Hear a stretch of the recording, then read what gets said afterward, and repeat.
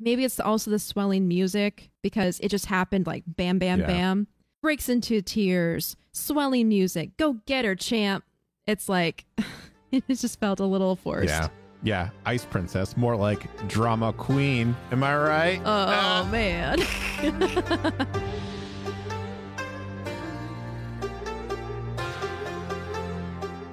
Hello, and welcome to Avatar, the podcast.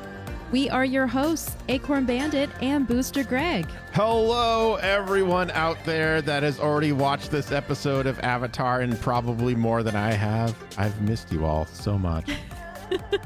Hello, everyone who knows exactly who we are. Yes.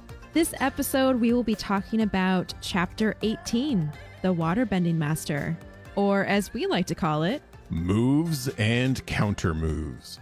That's right. Before we dive into the episode, there are a couple things we need to cover first, including pulling our second winner for the Appa Pin giveaway. Yes, I'm so excited about that. I can't wait. Me too. Yep. I just like clicking the button.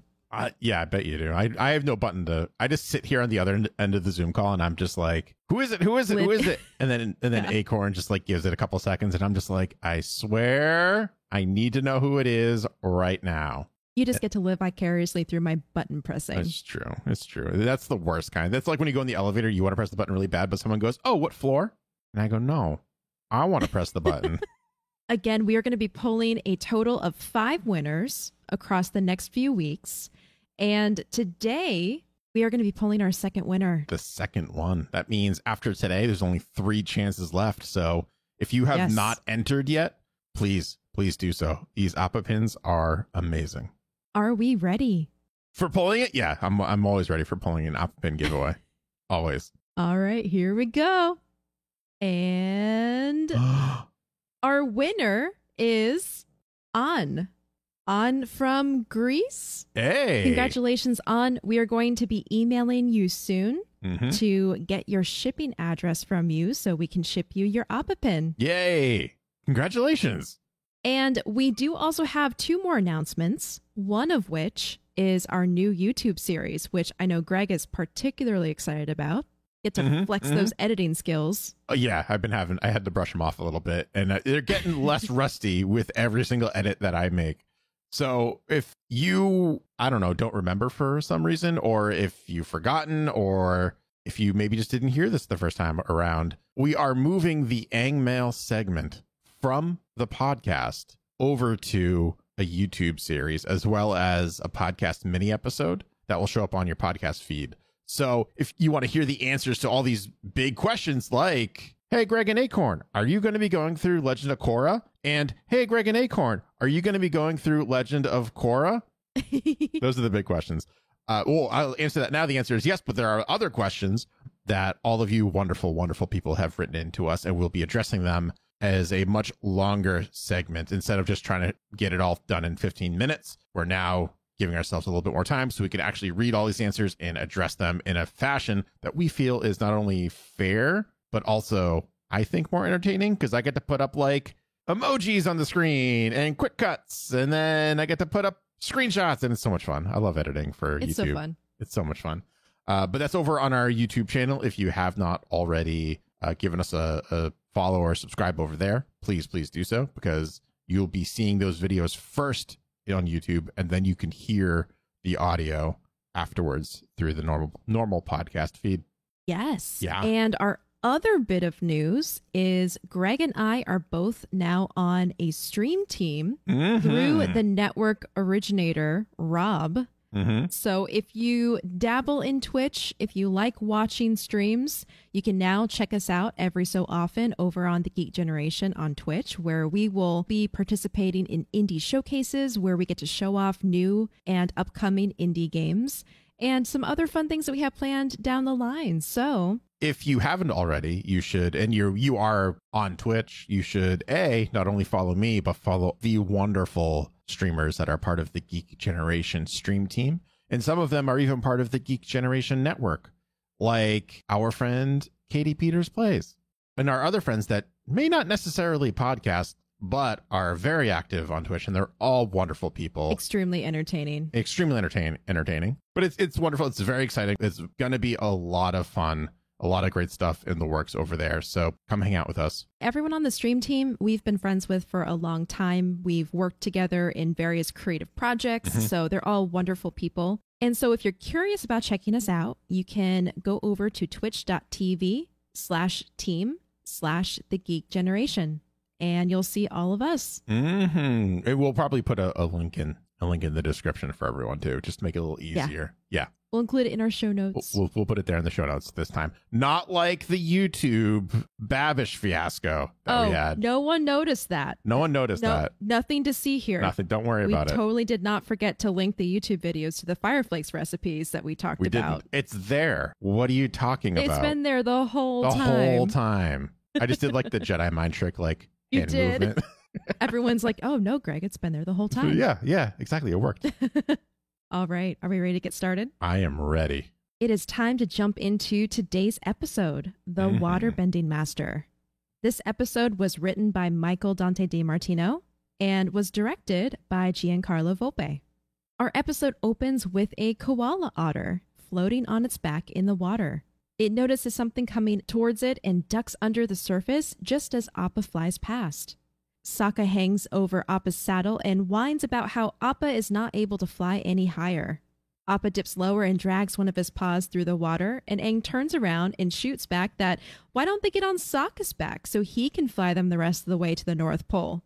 I'd love to, Sokka returns. Climb on, everybody. Sokka's ready for takeoff. And then Momo jumps on his back. Yeah, he does. And then like cuddles in his lap when Katara talks, which is just adorable. I love Momo. Katara attempts to settle things by reasoning that they've been flying for 2 days straight, so of course everyone's going to be tired and cranky. Sokka retorts that they can't even find the Northern Water Tribe. Suddenly, chunks of ice come shooting out of the water and knock Appa into a tumble. He lands in the water and is quickly frozen in place. Boats appear from all directions, revealing the Northern Water Tribe. The scene cuts to a Fire Navy base in the Fire Nation harbor. Zhao stands in front of a map of the continents and notes that the Avatar is flying north, which means he must be seeking the Northern Water Tribe and a teacher who will teach him waterbending. Zhao advises the War Council patience, saying the Northern Water Tribe isn't just some small village they can walk into. It is a great nation that has survived 100 years of war. Its position in the tundra makes it treacherous. The Fire Nation must plan a massive invasion. That was actually a point. So this was one of the episodes that had a director and writer commentary, I would say, or a showrunner commentary. Yeah. Which was really cool. So I got to watch that because I specifically bought the Blu-rays for Korra and for Avatar, or for this podcast. I did too. So I saw that and I was like, oh, I'm so super excited to give this a listen. And what they said is the reason why the Southern Water Tribe is so like small and they're so fragmented is because they were not as well prepared and well defended as the Northern Water Tribe was. So essentially what that means is the Southern Water Tribe really kind of experienced a loss of identity from a cultural standpoint because they're just scavenging at that point. They're just trying to survive, where the Northern Water Tribe could really thrive because they're so well protected because they pretty much just tunneled themselves in ice or surrounded themselves in ice essentially. Yeah.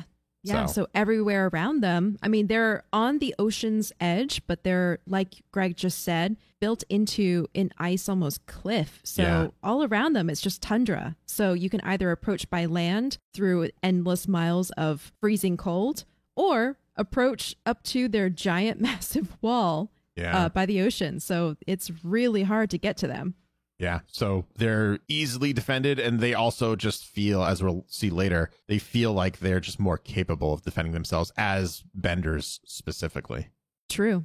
Yeah. Team Avatar is escorted to the entrance of the Northern Water Tribe, where we see exactly what Zhao was referring to. A giant ice wall stretches from glacier to glacier, barring anyone from entering the city. On its surface is the emblem of the Water Tribe, a circle containing a crescent moon and tidal waves. After so many days of traveling, they're finally here. And in a fun little fact, little detail, the moon is a crescent moon at this point. if you look at the Yes, sky. in the sky. Yeah, which is really cool. In the commentary, they do say how that was very intentional. Unlike the last time they showed the moon very prominently, where they couldn't even get the phases right. Yeah, during the winter solstice, it goes from like half or crescent to full, like a full, in like yeah. a couple hours. Yeah. Yeah. The tribe members escorting them bend a tunnel in the ice wall, and Appa floats through. They travel through a gigantic canal system controlled by waterbenders, and both Katara and Aang are awed by the number of waterbenders in the city. As they float through the city, crowds gather on the bridges and paths around them, and Aang waves. Sokka notices a beautiful girl in a passing boat and is immediately smitten. Yeah, Katara's like, wow, this city is beautiful. And Sokka's like, yeah, she is. Classic. Yeah, there's a lot going on here. I can only imagine what it feels like for Katara, especially, who grew up in the Southern Water Tribe, which, as you just established, was broken and fragmented culturally during the war. And she was the only waterbender in her tribe. So to come into this giant city and see, gosh, like a dozen waterbenders not 100 feet into the border, that must be amazing. Yeah, it was amazing for just me, like watching the whole thing. I was like, I know there are more waterbenders out there, but just seeing them that plentiful was kind of like almost off-putting. It's like overwhelming, right? Yeah. I was like, suddenly like Katara almost feels a little less special because like she's the only one that we've known so far, really. And now all of a sudden there's just like these other probably average waterbenders that are doing average things that are just like mind-blowing and like, I don't want to say earth-shadowing because that's like a horrible mix of elements, but yeah, it really kind of is. It just changes your whole view on the Southern Water Tribe specifically in waterbending. Yeah, especially the way that they're waterbending it too, because they're waterbending basically the Northern Water Tribe version of the Panama Canal to get them into the city, which was so cool. And for those who haven't learned about the Panama Canal or forgot after learning about it in school, the Panama Canal is an engineered waterway that connects the Atlantic Ocean with the Pacific Ocean using a series of canal locks and artificial lakes that lift and lower ships across what would otherwise be land. So it's like a water elevator, and it's incredible. And it was such a groundbreaking point in history because it would cut down the time it took to travel around Africa by like months. It was huge game changer. Yeah. And so I love how they took that inspiration. They also, this was a joke that was made on the commentary.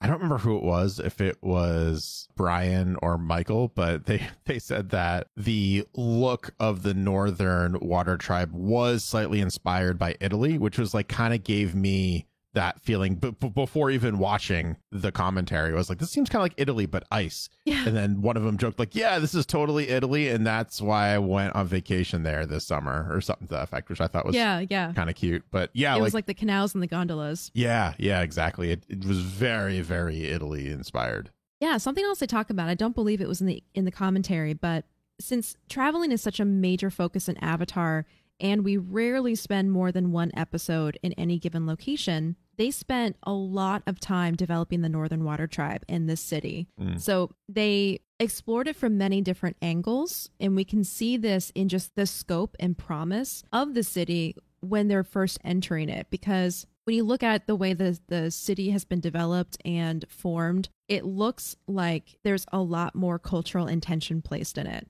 Oh, yeah. Oh, sure. Yeah. And there's a lot more like, not relics, but there is a lot more, like they have animal totems just in the background that are kind of blurred out, like that kind of stuff where we don't see that in the Southern Water Tribe because it's just tense. And like maybe we saw Bato, he had that headpiece, that animal headpiece. Yeah, the spiritual headdress or something. Like little things like that, but these are just like these grand carvings that are like in the ice and made out of snow and all of that stuff for the Northern Water Tribe. And again, we don't really see that with the Southern.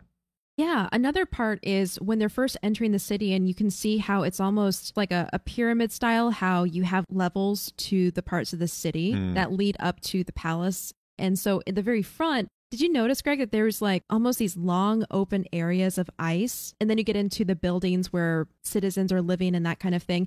I stared at that for a long time, trying to figure out what that is. And I finally figured out, or I think I figured out, that it's warrior training grounds Oh. Yeah, because it would make sense, right? Having your defenders, your warriors, bunking and living and training at the outermost part of the city so that they're there in place in case there's ever an attack. That does make sense. Yeah. Yeah. That's really cool. I'll include the picture that I found to illustrate this because it's really tough to describe. And then one final note from this little entry scene is we see another hybrid animal. It's a buffalo yak.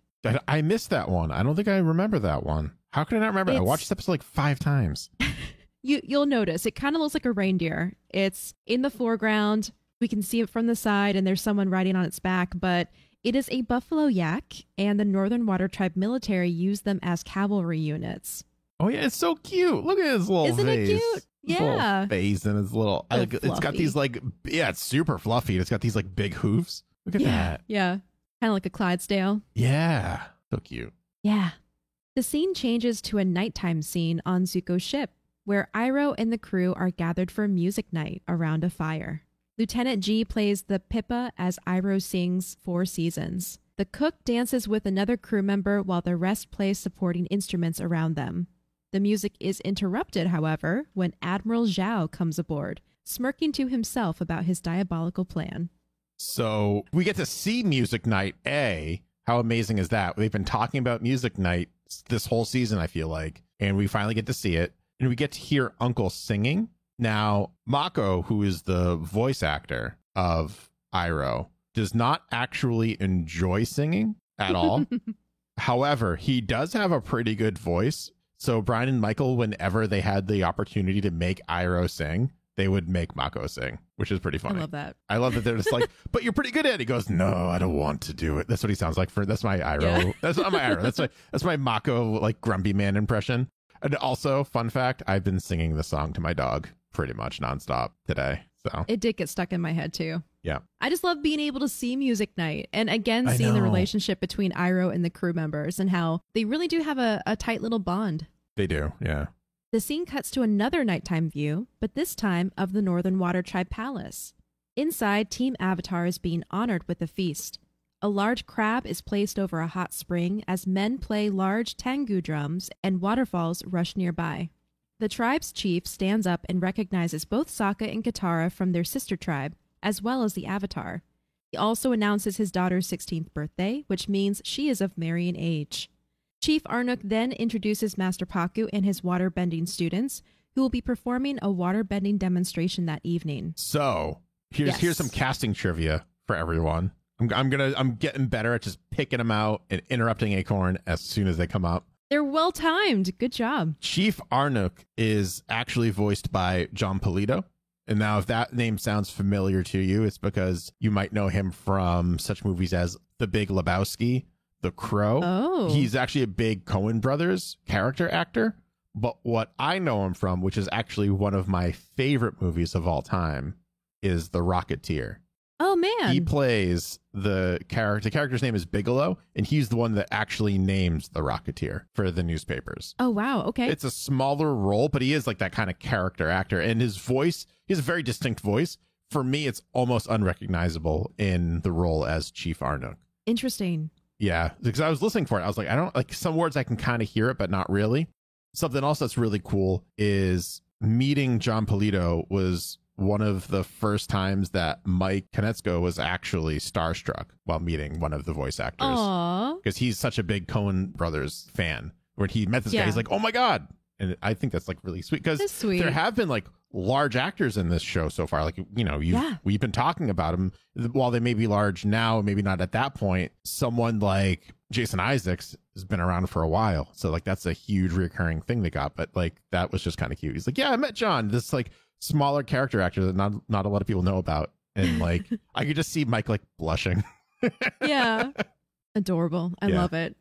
To talk a little bit about the palace itself, like I mentioned before, the city is built kind of in layers that build up to the point where the royal palace sits. And so as a result, it's one of the most recognizable landmarks because it can be seen almost everywhere in the city. It's kind of like a monument in that way, and it represents strength and power. The Northern Water Tribe is ruled by a hereditary monarchic chiefdom. And because, as we're going to see, this is a very patriarchal society, Because the chiefdom is inherited through bloodlines, when the chief has a daughter, that daughter can't inherit the chiefdom, at least at this time, during and before the 100-Year War. So because there is a little less emphasis on political movings where you can kind of move up in politics and gain like better positions, when a daughter of a chief becomes eligible to marry, it is a great opportunity for someone to put themselves in a better political status, because by marrying the daughter, you become or inherit the leadership position of the tribe. That's messed up. That's pretty messed up. Yeah. Jeez. Thankfully, we see that change by Korra. That's one thing I do remember is things are very different in the Northern Water Tribe.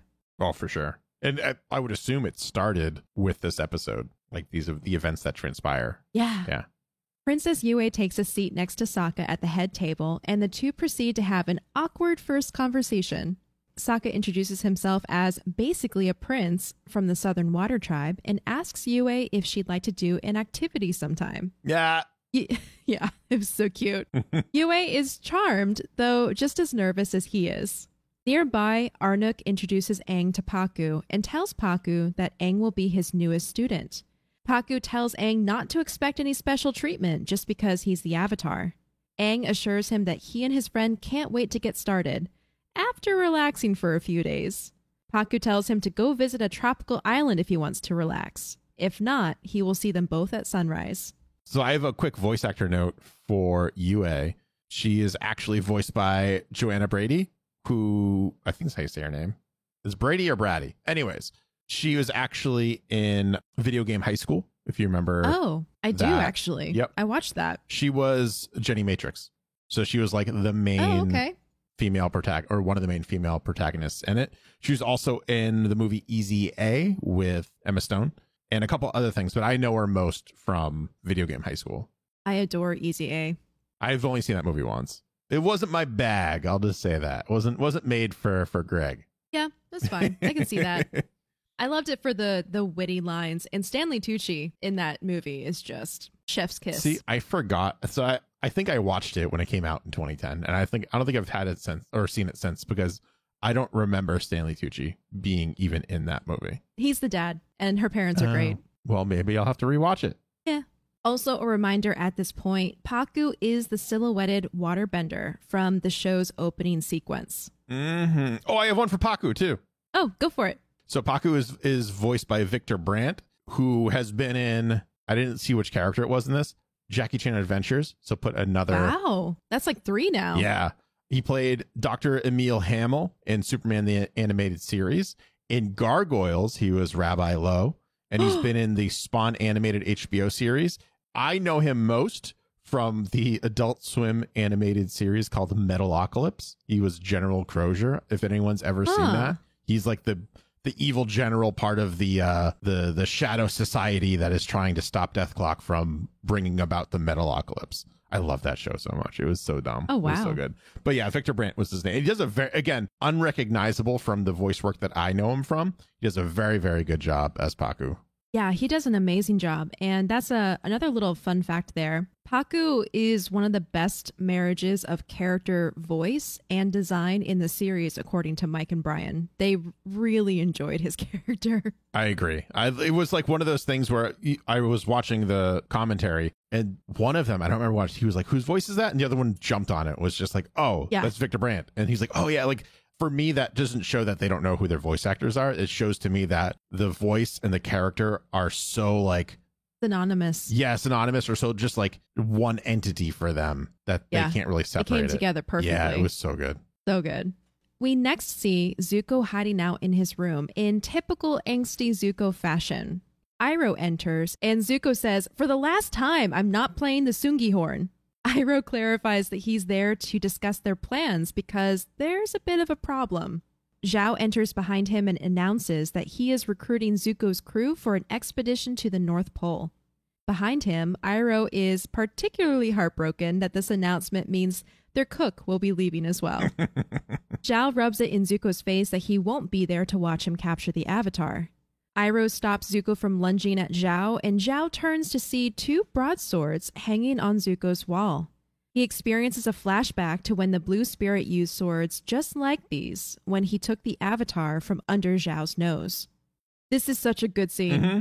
I know. This is where he starts to suspect Zuko as being the Blue Spirit in a normal person's continuity. In my continuity, which is quite different, I still think that he slightly suspected that Zuko was the Blue Spirit, like somewhere in the back of his mind, and him seeing those broadswords there just cemented it. And now he's like super, like he knows it now. Where before in the episode of the Blue Spirit, he was just kind of like, I think that's Zuko, but I can't tell. Or he's like, this seems familiar. Because like, why else would he see just broadswords on a wall? And like, he probably sees a bunch of those all the time. Like, it looks very decorative, which is what he says it is. I feel like that's a common decorative Fire Nation thing, is to have like weapons on the wall. Yeah, it is, or they are an actual weapon. Yeah. You know, Zuko makes a distinction that they're antiques. Right. Zhao is like, oh, I didn't know you knew how to use these weapons. Yeah. So I like that. I still think that he, like, in that episode, that's why he wanted to bring him in alive to the Fire Lord Ozai, is because he knew that was kind of Zuko, that would just, or he had a feeling it was. And if it was, that would be just like so much better. Yeah, I agree. I like that because it's Zhao. You know, he's really intelligent. For how cruel and ruthless he is in his position for a reason, and that is because he is a very intelligent and smart, tactical military leader. Yeah. I know people are going to say, but in the commentary, Brian and Mike said that this is when he finds out, or this is the first time he thinks about it, and I don't agree with that. I think they're just saying that to throw you off their real trail, and that is Zhao kind of knew. Yeah. I didn't know you were skilled with broadswords, Prince Zuko. Zuko quickly schools his face and replies that he isn't. They're just antiques for decoration. Zhao asks Iroh if he ever heard of the Blue Spirit. Just rumors. I don't think he is real. Oh, he's real all right, says Zhao, and identifies the entity as an enemy to the Fire Nation. He extends another offer to Iroh to join him in his invasion plans and leaves. Okay, so a couple things here. Mm-hmm. I love how tense that moment is. It's such a small detail, but there's this string plucking sound that makes your skin crawl. Did you catch that? No, but I was too busy with the Four Seasons song still playing in my head. Yeah, true. Okay. To this moment. Yeah. When you go back and you listen, it adds an element of tension to it because it really is like a skin crawling, nervous, tense, something bad is going to happen kind of sound. Yeah. I also like that Iroh is just super chill throughout this whole time. And as usual. Again, you can't convince me that Iroh doesn't know that Zuko is the Blue Spirit. He has to know. Yeah. He's too wise and smart for that. Yeah. And I love their dynamic because Iroh is probably pretty knowledgeable of the things that Zuko gets up to. And yet he still gives him his space to be his angsty self. Yeah. And that moment when he walks in and is trying to get him to play the Sungi horn, or we learn that he's been trying to get him to play the Sungi horn. It has the same energy as like any family get together where your family's trying to get you to like play a board game or something. Yeah. Mom, for the last time, I told you I don't want to play Monopoly. That game is 4 hours long anyways, and we never finish. Why would I want to play it? Exactly. I'm going to my room. Back in the North Pole, Katara and Aang arrive early in the morning for their first waterbending lesson. Katara is especially excited because she's waited for this moment her whole life. When Pakku sees Katara, however, he tells them that there must have been a misunderstanding because in the Northern Water Tribe, it is forbidden for women to learn waterbending. Katara is immediately pissed and tells Pakku that she didn't travel across the entire world so he could tell her no. When pressed, Pakku explains that according to custom, women use their waterbending abilities to heal. Aang threatens to not learn from Pakku if he won't teach Katara, but Katara tells Aang he can't risk his training for her. She leaves, and Aang promptly gets pummeled by a stream of water. I love how Pakku's like, all right, let's begin, and then water bends at him and just knocks him over. Another small thing is when he tells Katara that she has her signature "excuse me" face. Yep. Yeah, they do a really good job with Katara's like expressions. Katara and Sokka specifically are very expressive. And I guess I'll extend it to Aang as well because it is true. But those three are just like, you can read their minds through their faces. Yeah. Which is like just credit to the animators. Absolutely. Yeah. They even talk about that in the commentary as well, saying that they did an incredible job. I think specifically with Sokka, with his voice actor and the animation of his expressions. And there was one particular animator that they credit for that who really brought Sokka to life. Yeah. Some distance away, Sokka spots Yue's boat as it drifts down a canal. He calls to her and runs to catch up, where he then engages in small talk about the banquet the night before. He tells her it wasn't as fun after she left, and Yue blushes. When asked if they can do something together, Yue tells him to meet her on a certain bridge that night. Sokka is so thrilled that he doesn't notice the walkway ending into another canal and falls into the water. Yue laughs and apologizes. It was worth it, Sokka says dreamily. See you tonight. How cold do you think that water is? I was thinking that. Like a lot of water's being thrown around and being fallen into, and I'm just like, that has to be like close to sub-zero temperatures there. Like that is cold water. I know. The Northern Water Tribe must be so resistant to cold because in a later scene, Pakku is even just sitting out on the snow eating noodles. Like they're not wearing gloves. Yep. They're just hanging out in the open. That's crazy. Did you see the squid tentacles in the noodles? Yeah. It's so gross. Yeah. Yeah, it's like, let's make these a little more interesting. Give them some protein. Throw some squid in there. Meanwhile, back at Zhao's camp, he hires the same band of pirates we met in the waterbending scroll and seems to imply he needs them for a job that involves Prince Zuko. It's a very quick scene, but we can tell that he is up to no good here. Yeah, I love seeing the pirates again. And Bryan Konietzko resuming his role as the pirate Barker O. So yep, that was really funny. So good. Yeah, I just like, I don't know, I have a soft spot in my heart for pirates because they're murderous and they're despicable and they're terrible people, but they're pirates, man. That's what they do. They know what they are and they don't have any like qualms with it. Yeah. Yeah. One of the most iconic images or symbols of freedom. You just go out on the high sea and you do whatever the heck you want. Something very like romantic about that. Well, you're not the first to think that. What? I thought you're popular for a reason. I thought that was an original thought. Dang nabbit. Sorry, Greg. Katara finds her way to the building where Yugoda is teaching a class on healing.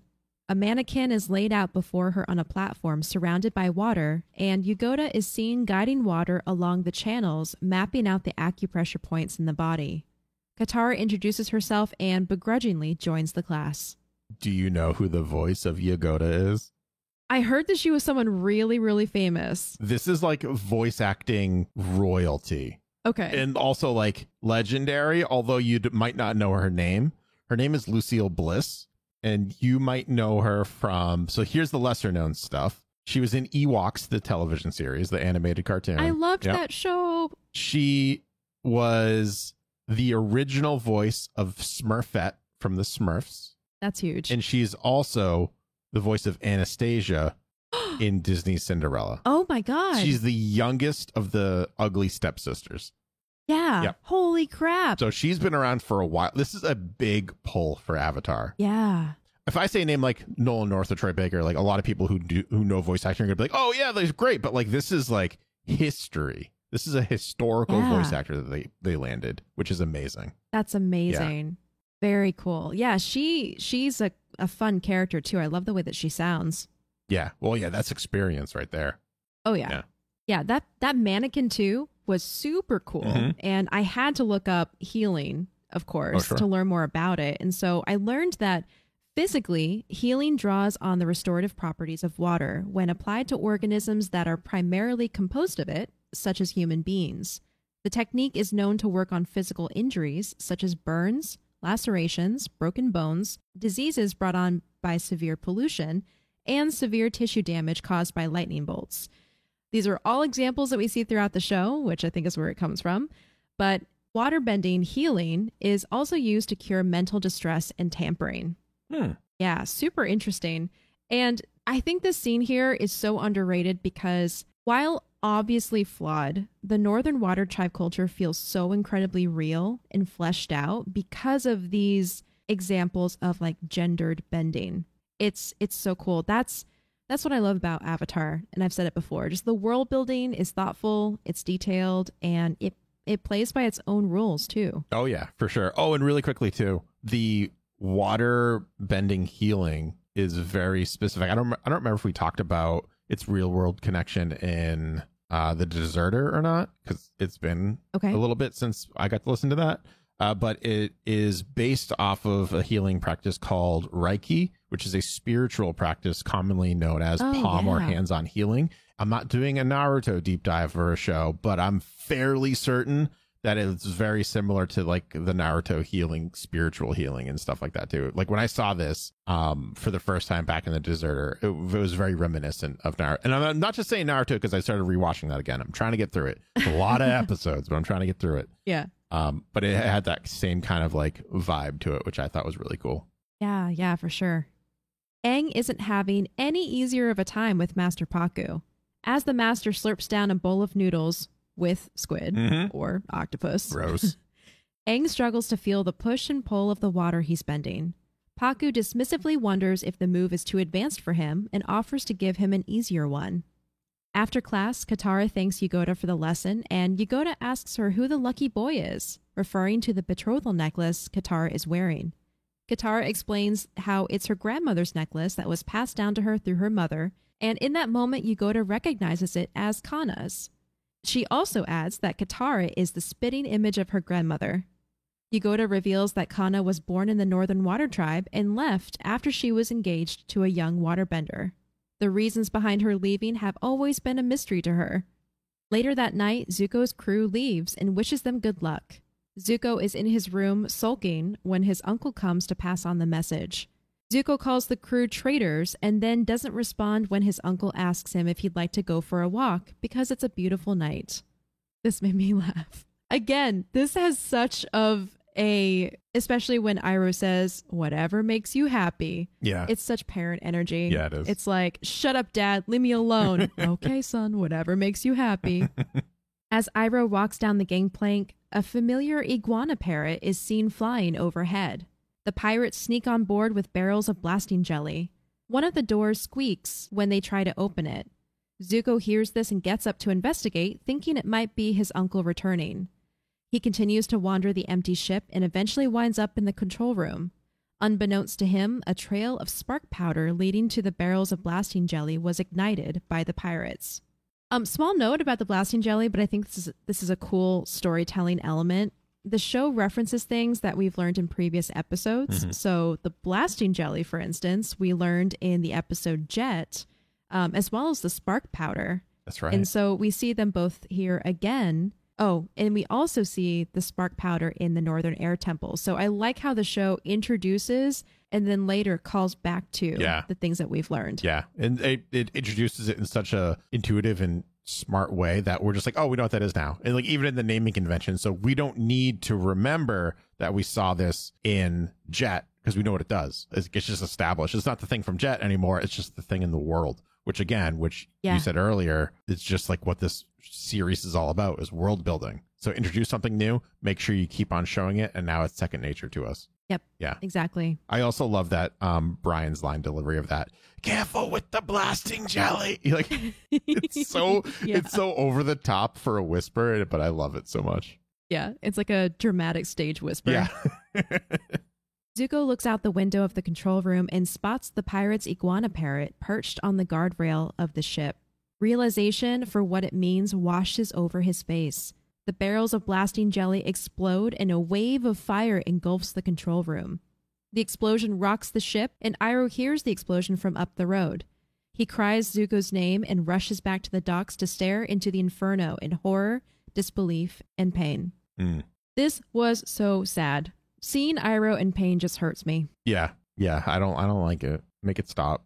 But like a lot of his life is pretty painful though, if I remember correctly. I know, but he's still so positive, which is like such a big part of his character. Yeah, that says a lot about him too.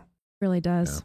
Yeah. So we talked about this before because we both watched the commentary and talked about it. I was so mad when I heard them talk about the moment in the control room when the explosion reaches Zuko. Yep. Because I noticed in my first watch through that there's a very small detail where Zuko bends a ball or a bubble of fire around him to protect him from the blast. And they talk about it in the commentary, and I was like, darn it, that was in my notes. See, I didn't see it on the first 2 watch throughs, and then the third one was with the commentary. But I just assumed that they did that. I was just like, he probably just did. They probably put in some little detail somewhere that I'd have to go through frame by frame to really see it. And he does. He literally just puts the fire shield from Sonic 3 on, is what it looks like, essentially. So yeah, that was like, they could have just not had that and then just be like, oh yeah, this is what happened. But no, they like went through the effort of having their animation department like animate that, which is awesome. Yeah, and it shows a dedication to the story and knowing like everything has a consequence, everything has an impact. And so I mean, it also, the other side of it is it shows, again, how talented of a bender Zuko is. Yep. Within a split second, he was able to respond and protect himself. I also, Iroh's reaction to all of this, because at this point, I think it's pretty safe to assume that Iroh was in on this, like, especially after watching the episode. Or do you want to talk about that later? Let's talk about that later, because that kind of threw me. I don't know. I think he's in on the plan later. No, I think he was in on it from that point on. I think that was the whole plan, was everyone gets off the ship except Zuko so they could blow it up. And then only Zuko is going to protect himself. I think that was the plan. Oh, that implies so much trust in Zuko. And I don't know if I'm on board with that just because of his reaction, his emotional reaction. Well, that's why Iroh was still worried, because it's risky business for sure. Yeah. And there's a high probability that it would fail. But it's the only thing that they could really do at that point. Oh my God. I don't know how I feel about that. That's also probably why Zuko had that split second extra reaction time so he could put up that shield. Because he saw the bird, he knew it was going down. Yeah. And then like mentally prepared himself within that moment. And Iroh doesn't know. He assumes that his nephew is probably okay. But A, he has to act like he's not in case anyone's watching him. So people will be like, oh yeah, no, he's really upset. But B, he also is probably pretty upset because he doesn't know if Zuko's okay or not. Oh man. All right, I'm shook. Let's come back to that later. Okay. Talk about it more. Okay. Sokka meets Yue on the bridge later that night. He gives her a carving of a fish that he made for her, which she mistakenly thinks is a bear. Her obvious discomfort increases until she finally tells him that she made a mistake and she shouldn't have asked him to come here. She runs away, leaving Sokka confused and disappointed.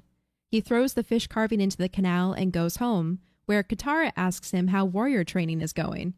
He kicks his pack in frustration and flops on the ground, to which Aang says, wow, that bad? Sokka tells them about how confusing Yue is being, and then asks them how waterbending training is going. Now it's Katara's turn to flop on the ground in frustration. Aang tells Sokka that Master Poophead won't teach her because she's a girl, to which Sokka suggests that Aang just teach her. Katara's head pops up. Why didn't I think of that? So really quickly, going back to Yue just for a moment. Yeah. That bear fish carving was storyboarded as a throwaway. And Brian and Michael liked it so much that they literally took the design from the storyboard and put it into the show unchanged. I love that so much. It's such a bad carving, too. It's so bad. It doesn't even look like a bear or a fish. It's just like, no. I don't know. It looks like it's like an amoeba. Yeah, an amoeba. It's even better. Yeah, it's so bad. But I like that. Like that was just Sokka's like, I made this for you. And it's kind of like when you have like, you're a little kid, you go to camp and you like make a macaroni frame and you're like, I made this for you. And the macaroni isn't even on the frame. No, it's like hanging off by a drip of glue. Yep. Yep. I also love the end of the scene where they're like, yeah, this is the perfect solution. I get to learn water bending. Everyone's happy. And Sokka's like, but I'm not happy. Yeah, I love that. And then they're like, you're never happy. I love that so much. And he just accepts it. Yeah. He's like, oh, okay. Outside, Aang shows Katara the move he learned that day from Master Pakku. He tells her the move is all about sinking and floating. He bends a stream of water to him and then passes it to her. She catches it, and the water spins around her and then shoots up in the air. That was amazing, Aang exclaims. That wasn't me, Katara replies. Above them is Master Pakku. He glares down at them, severe and furious. You have disrespected me, my teachings, and my entire culture. You are no longer welcome as my student. After saying this, he leaves. Man, I remember watching this the first time and realizing just how serious the situation was here. Yeah. Because the wrath of Pakku, oof, you can feel it. Well, he's very like set in his ways. And at this point, any deviation to that is just like sets them up right off, essentially. So he is coming from the angle of this is the way it's always been. And I can kind of see his rationale in that. Let's assume for a moment that the difference between this is a big assumption, by the way, that the Southern Water Tribe and the Northern Water Tribe is that the Northern Water Tribe does not allow women to bend, but heal. So they have a dedicated healer class for all you gamers at home, essentially. And let's say the Southern Water Tribe did not have that. Who survived better? Who is a better survivor during the 100-Year War culturally is the Northern Water Tribe, who assume that like they have these roles and they've worked so far, so why change it? Okay. If I'm trying to make him less toxic masculinity, that's kind of because I don't think Paku is a bad person.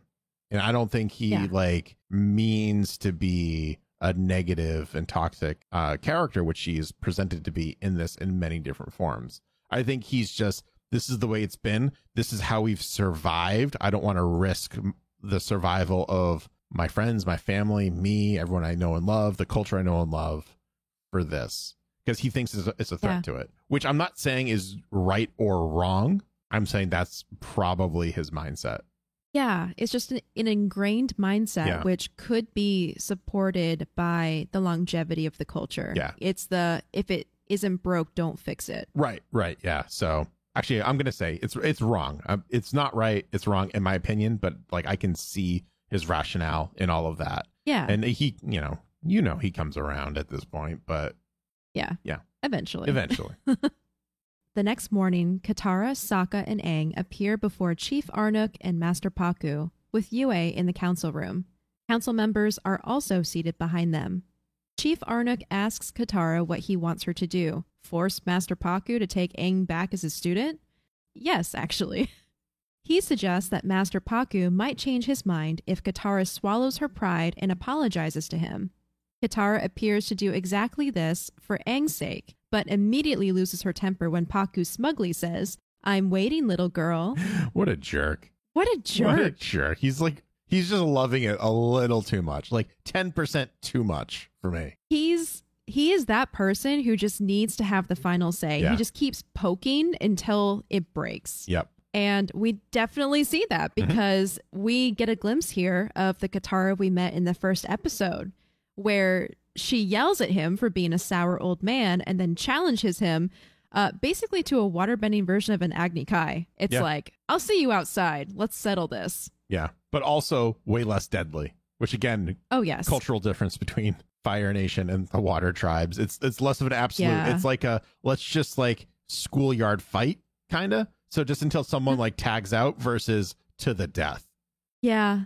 I would say it would be just as easy to kill someone in a waterbending duel, but Paku specifically says during their fight, "Don't worry, I'm not going to hurt you." So he's just using this as a training exercise almost to put Katara in her place. Right, but like I think the fact that there is no official Agni Kai for the Water Tribe too is also very telling of it. And like, he could have killed her, but I feel like Water Tribe citizens, whatever, aren't that way with themselves. They'll fight each other, they get in disagreements, they'll butt heads for sure, but they don't have, as we've seen so far, is the concept of a fight to the death. Yeah. Because it's counterintuitive. Yeah, it's not, their honor is not wrapped up in it as the honor of a Fire Nation individual is wrapped up in an Agni Kai.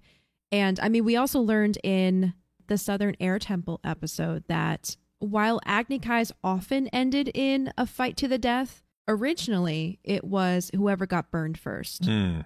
Or at least that's the official rules, I guess. Fair. Yeah, I guess I just always assumed it was to the death because, I don't know, Shao was so upset with Zuko. Yeah. Yeah. And well, I think a lot of it's tied up in like an honorable death. It's like, fair. If I lose and then have to go on living, I will be dishonored. Yeah, that's very fair. And also like the Water Tribes don't have that idea of honor in that respect. Yeah. Right. They're just kind of like, they really kind of are just the other side of the coin to the Fire Nation. Yep. Which is very interesting. That is very interesting. A couple things from this scene is when we first pan in on the council room, there's two symbols on the wall. We've seen one of them on the wall outside of the Northern Water Tribe, which is the Water Tribe emblem with the crescent moon and the waves.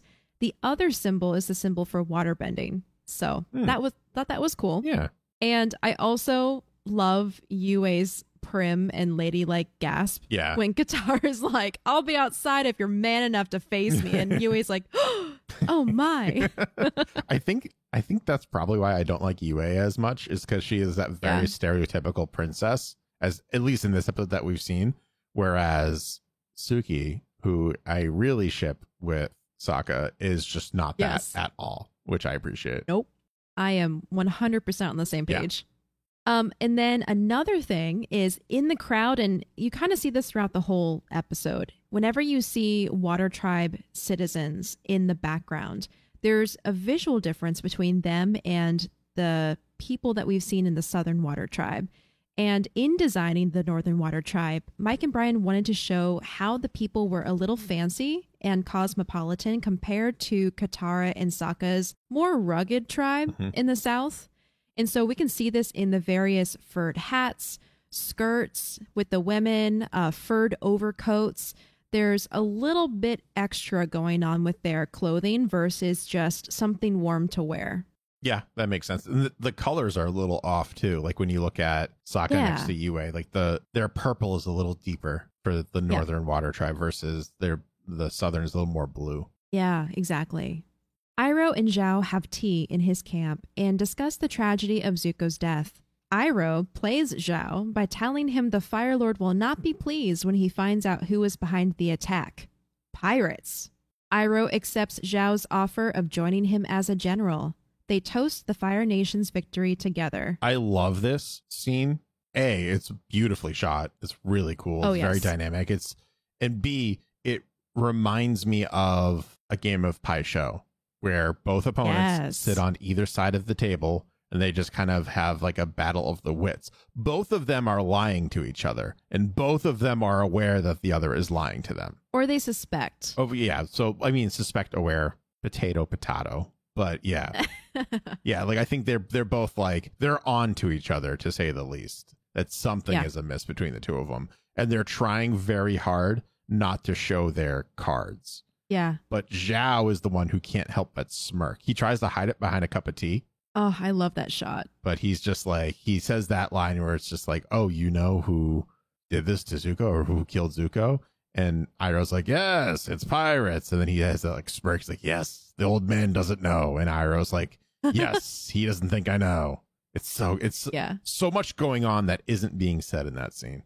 Yes, which Avatar is so good at doing. Props to the animation teams. Yes. Sokka and Aang trail after Katara as she angrily stomps down the steps, removing her coat in the process. She's so angry that she doesn't care that she'll probably lose to Pakku. She's doing it because someone needs to slap some sense into that guy. Pakku descends the steps and walks past her, dismissing her by saying she should go back to the healing huts with the other women where she belongs. Furious, Katara uses a water whip to strike him. He turns and says, "Fine. You want to learn to fight so bad? Study closely."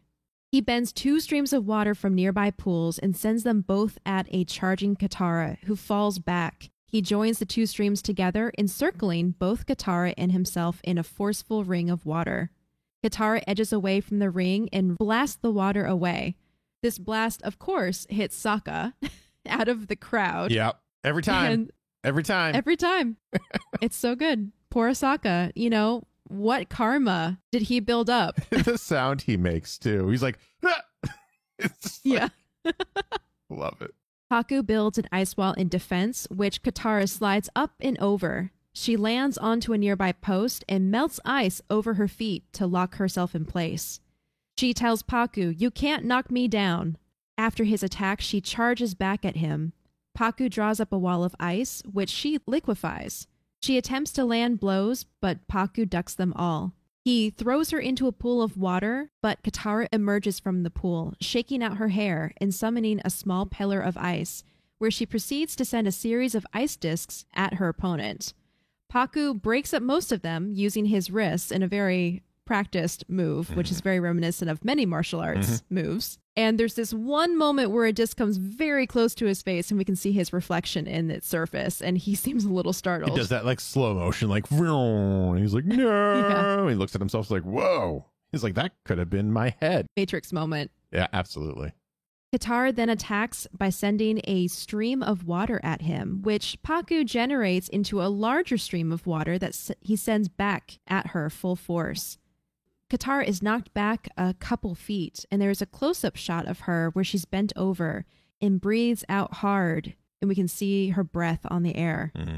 She jumps up and sends 2 snow pillars down on top of Pakku, which he turns into a dusty mist of snow. When the mist clears, he says, "Well, I'm impressed. You are an excellent waterbender." She replies, "But you still won't teach me, will you?" And nope, this is not going to change his mind.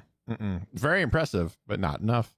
Which I think is so close-minded. Like, it is obvious how naturally gifted and powerful Katara is as a waterbender. I almost feel like it's a crime to not foster that kind of talent. I think at this point he's considering doing it, even though he says he's not, but he's just like too stubborn.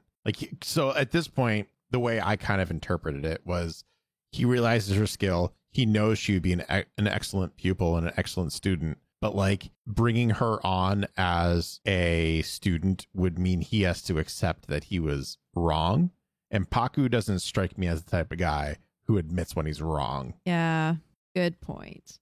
They continue to fight until finally Pakku strikes Katara down and knocks her necklace off in the process. He bends water into several long shards and sends them down to Katara and pins her in place. She becomes trapped in this frozen cage. Yeah, real quick too, that ice cage was inspired by the movie House of Flying Daggers. It was a bamboo cage in that movie though. Yeah. I did see that. That's really cool. It's very effective too, because once he traps her in place, you know, she is literally rendered motionless. She cannot escape, but she still struggles. Oh yeah. And at this point, her hair has been knocked loose. I think that's the first time we saw her hair down too. Yeah, it is. Yeah. At this point, Pakku notices the necklace on the ground and picks it up and says it's his necklace. No, it's not. It's my grand's. It's mine. Leave it alone, you jerk. Yeah. This has been my necklace the whole show. I lost it for a little bit, so it was Zuko's for a couple episodes, but it's been mine most of the time. Yes. Pakku reveals that he made this necklace 60 years ago for the love of his life, Kana. Dun, dun, dun. See, this is where I view Pakku in a different light right there. Yeah. Because he refers to Kana as the love of his life, which clearly was not reciprocated. So he probably was just decimated by that and probably shaped the man he is today just because he was like, well, this was supposed to happen. You know, he probably just was daydreaming and thinking of this whole life with kids and whatever people do in the Northern Water Tribe. And then he just doesn't have that now. And he never gets it, as far as we know. So he's just like this miserable old man living alone. He doesn't want any part. So maybe that's also why he purposefully became a water bending teacher, because he's been like holding this like sexist grudge against all women in the Water Tribe because one left him. I wonder. That would be like taking his character to the extreme. But like, he's an extreme individual. Or like that's why he's very adamant. Yeah. I know Gran was not a waterbender. Right. Her daughter, Kaya, was. Yeah. But yeah, I wonder if that somehow translated to his rigid viewpoint of women in waterbending. Yeah. And also like, I don't know, just this whole like revelation for me just softened him so much as an individual. Yeah. He was this like stone cold. You're welcome. Just like by the rules teacher, and now all of a sudden you see what he was before that, and it opens up this whole new world of possibility. So like, I don't think so. This also makes me wonder, because I don't think he was a jerk as a kid, because no one ever says this like jerk waterbender or whatever. There's like, they always refer to him, or that one time is referred to as a young waterbender, not like this jerk like guy who just like would waterbend circles around her and all this stuff. No, it was just, so I wonder what it was about Pakku that made Gran run, if it was more she didn't want to marry, she wanted the choice, or if she didn't like him. Yeah. I wonder if it was a little bit of a combination of both, but I imagine just from what I've seen of both Gran and Paku, and also what happens with them later in the series, I think it was mostly the society. Yeah. And a little bit him. Okay. Like, he may have fallen in love faster than she did. Fair. And while she may have been like fond of him, she couldn't let herself become trapped in that culture anymore. Fair. And I mean, going back to what you said too, if the Southern Water Tribe fostered inclusion and taught their women how to water bend, maybe word got out, or that's just something that they all knew. And so she's like, you know what? That sounds like a better fit for me. I'm just going to leave and go down there. Yeah. Yeah. Or she had nowhere else to go. Just go there. Yeah. Yeah. Is Paku a jerk later in the series? And I'm just completely wrong. He's still Paku, but he's less jerky in the future. Okay. So he's still the stern kind of gruff grandpa type, yeah, but he's a little nicer. More accepting, I hope. Yeah, okay. More accepting. Okay. As long as he learns a lesson, that's all I care about. Yes, I think he does. Okay, cool. I also want to note here that the style they're using when they're fighting, or at least the style he is using when he fights, is the Northern waterbending style, which is the most widespread form of the style because of what we talked about before, how the Southern tribe was kind of broken up, and the Southern style was pretty much rendered extinct during the 100-Year War because there just were no waterbenders left. Right. There's one exception that we'll find out about later, but the Northern waterbending styles is obviously what he is using, but I like how they were able to kind of juxtapose his practiced bending against Katara's almost like street fighting bending. She's just kind of throwing everything at him without much like polished moves. Yep. Yeah, and all of his movements are very like fluid. I mean, that's the only way. I didn't mean to put a pun in there, but that's the way it is, right?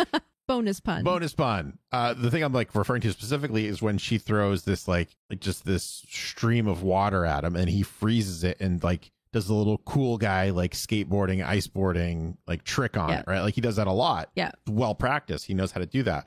This also makes me wonder. This is too sciencey, and I've been thinking way too much into this.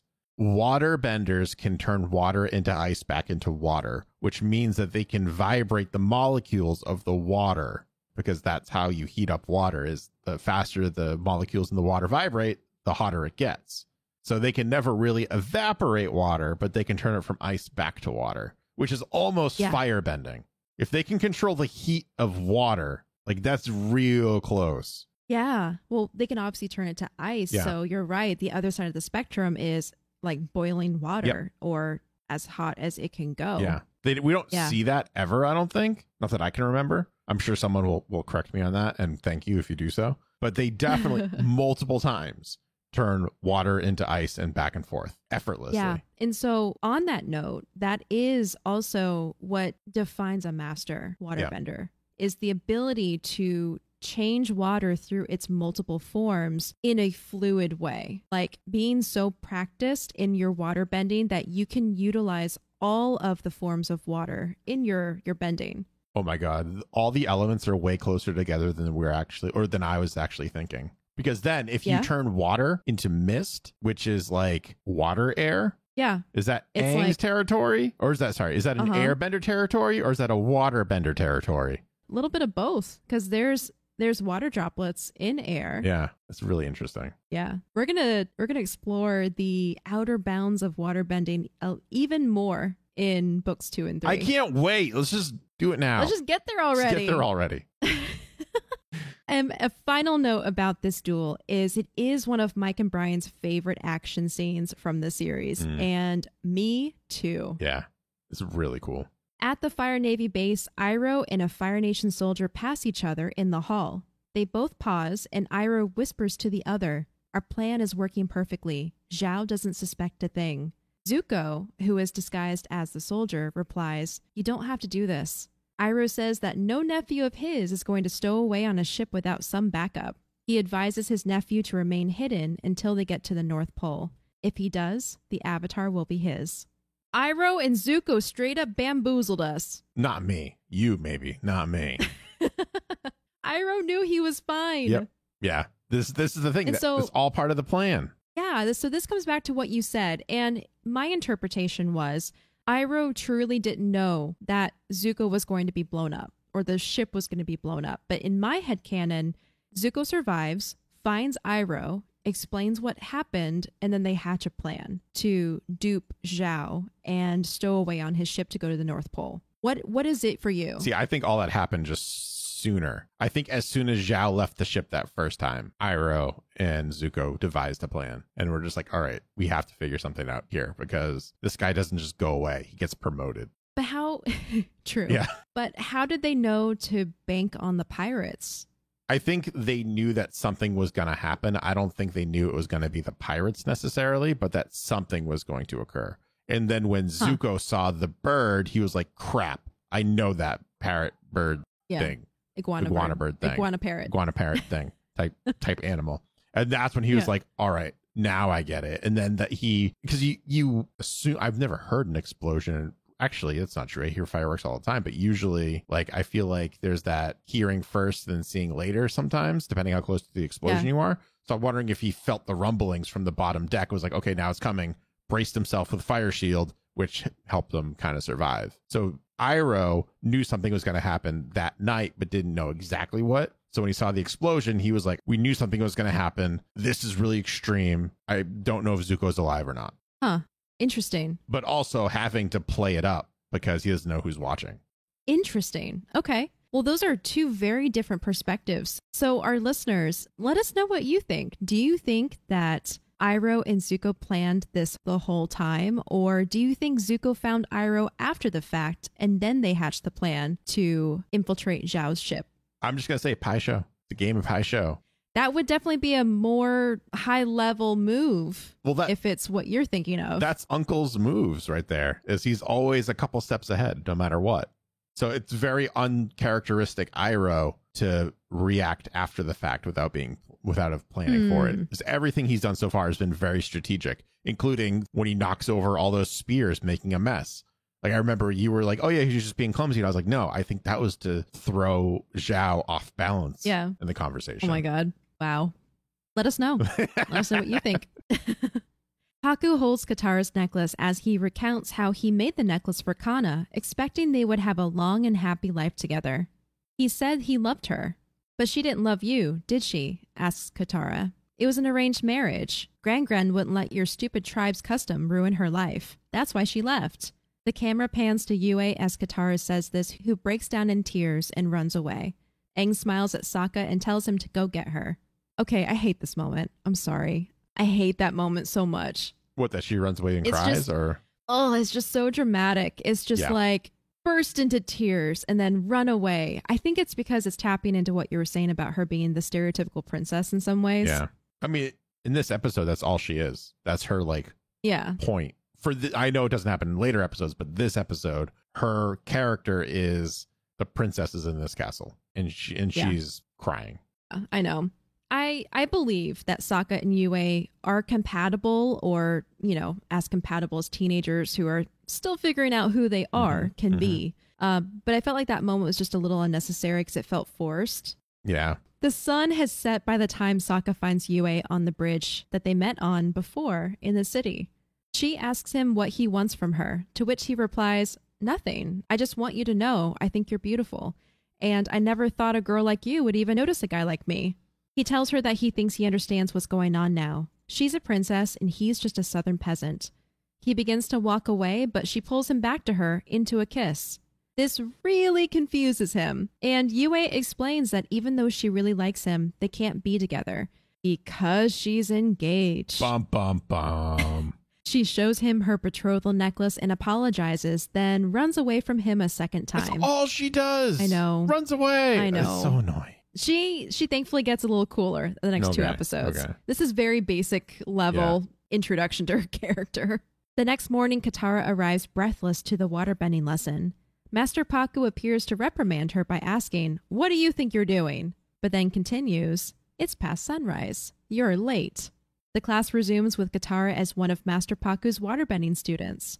Out on the ocean, Zhao stands on one of his ships with Iroh by his side.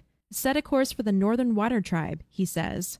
The ship's engine ignites and the camera pulls away to reveal an entire fleet of Fire Nation ships behind them. The invasion force is assembled. And Zhao just wants to flaunt his fleets. That's all he wants to do. He just wants all the fleets and he's just going to flaunt them. That's it. Yep. In that last scene between Yue and Sokka, a simple harp-sounding version of The Four Seasons is played. And The Four Seasons actually becomes kind of like their love song for this 3-episode arc, which I thought was interesting. Yeah, that is really cool. I did notice that it might just be like my brain playing tricks on me, but I did notice like a couple chords here and there being like scattered throughout the episode. But as soon as my brain caught onto it, it like turned into a different song completely. It was very odd. Yeah. Huh, that is interesting.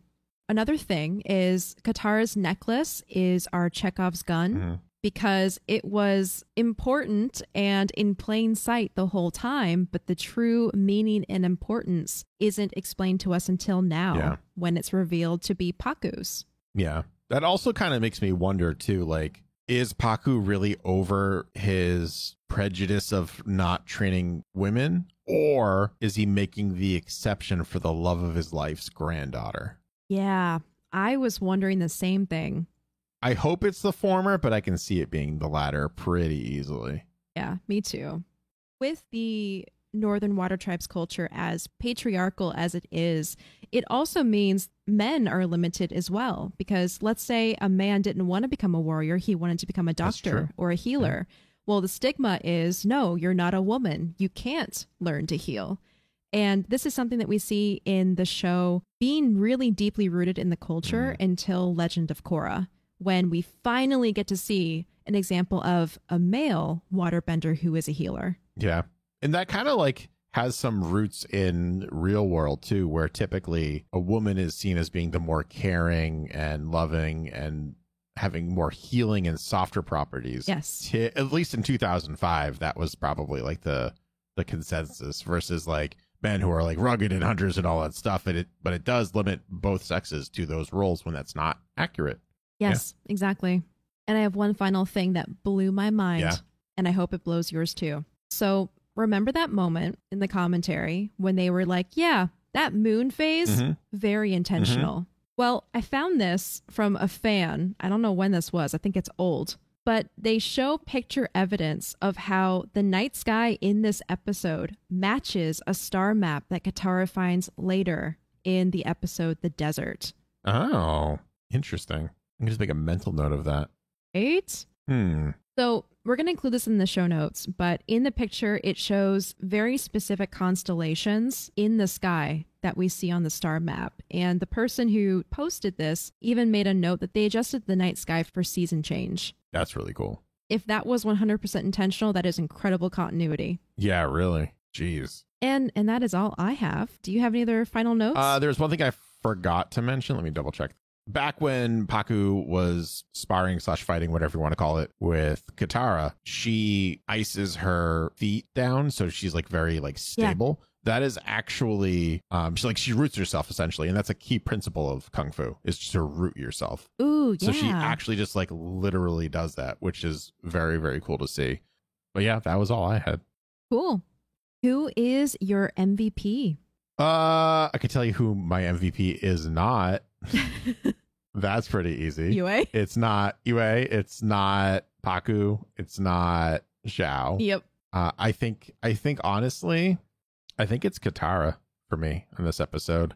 Yeah, me too. That feels weird for me to say. Not that I don't like Katara, I know, I'm but like, shocked. Well, so like she pretty much begins the transformation that will impact future generations just by being herself and sticking to her morals. And that is super impactful. And if that's not MVP worthy, I don't know what is. Beautifully said. Yes, exactly. What about your moral of the story? Don't be sexist. That's a good just one. Don't. Yeah. Just don't do it. It's not a good look. Just don't do it. We're all people.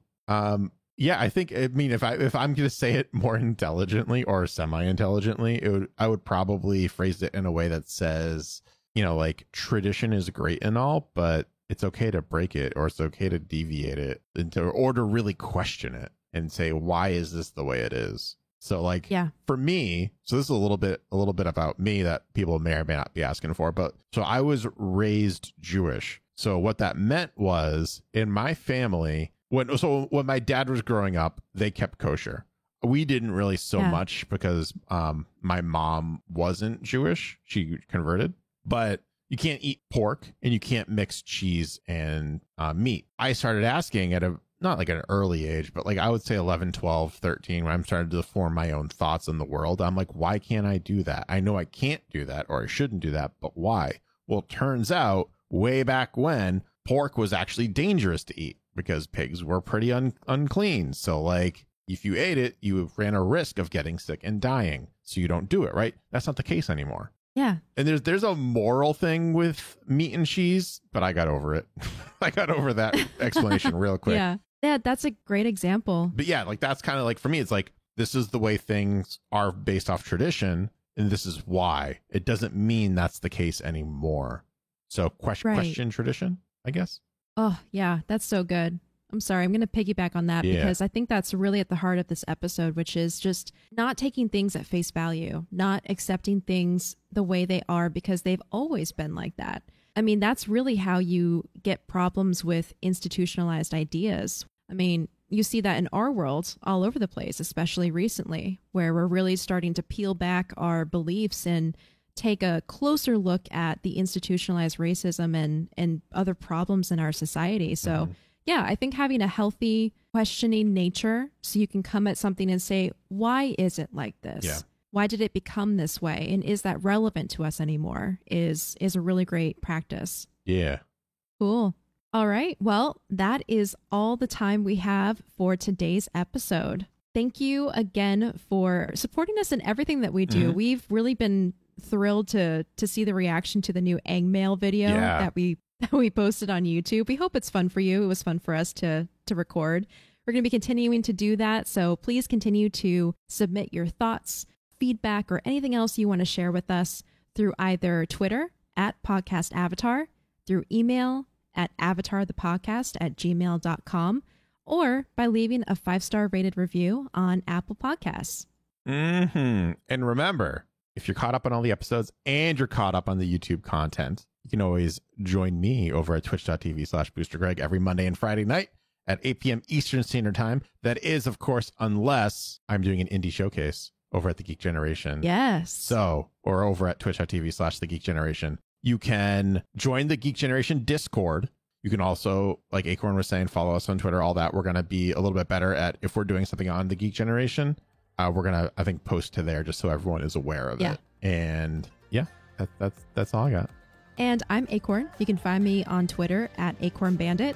I am on another podcast here on the network, which is Dark, a companion podcast to the Netflix original series, which is so fun. We're having a great discussion so far on all the characters and topics and themes. So if you are a fan of Dark, please consider checking it out. We'd really love to have you join us. Coming up next time, it's the end of book 1. It's the finale. We have nothing clever. It's literally the end. We're done with book 1. We did it. We're here. Yes. We're so close to Toph. Yes, we're so close to Toph. Only a couple episodes away. Yes. So we'll see you next time on Avatar the podcast.